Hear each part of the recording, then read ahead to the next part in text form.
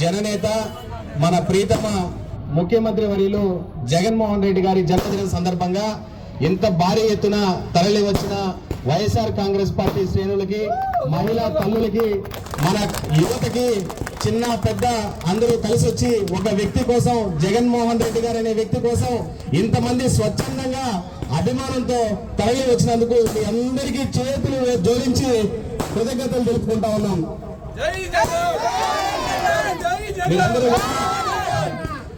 రాజకీయాలకు పెద్దగా ప్రాముఖ్యత లేకుండా ఈరోజు జరుగుతున్నటువంటి కార్యక్రమం వైఎస్ జగన్మోహన్ రెడ్డి గారి పుట్టినరోజు కాబట్టి ఆయన భావజాలాన్ని, ఆయన ఏమైతే ఆలోచనలు ఉంటాయో ఆ ఆలోచనలు కూడా మనం అర్థం చేసుకొని ఆయన బాటలో నడవాల్సిన అవసరం ఉంది. ముఖ్యంగా మన ముఖ్యమంత్రి గారు చెప్పేది ఏంటంటే, పేద బడుగు బలహీన వర్గాలు, మైనార్టీలు, అగ్రవర్ణాల్లోని పేదలు, వాళ్ళ కోసం మనం పనిచేయాలా, సామాజిక స్పృహతో మెలగాల, సేవాభావంతో ఉండాలా. ఈ పెత్తందారులకి, పెత్తందారుల మనస్తత్వం ఉండే వాళ్ళకి జగన్మోహన్ రెడ్డి గారి పాలన ఒక చంపపెట్ట అవుతుందని చెప్పుకుంటా ఉన్నా. రాబోయే 2024 ఎన్నికల్లో జగన్మోహన్ రెడ్డి గారిని గెలిపిస్తే ఇది రాష్ట్రంలో పెత్తందారు అనే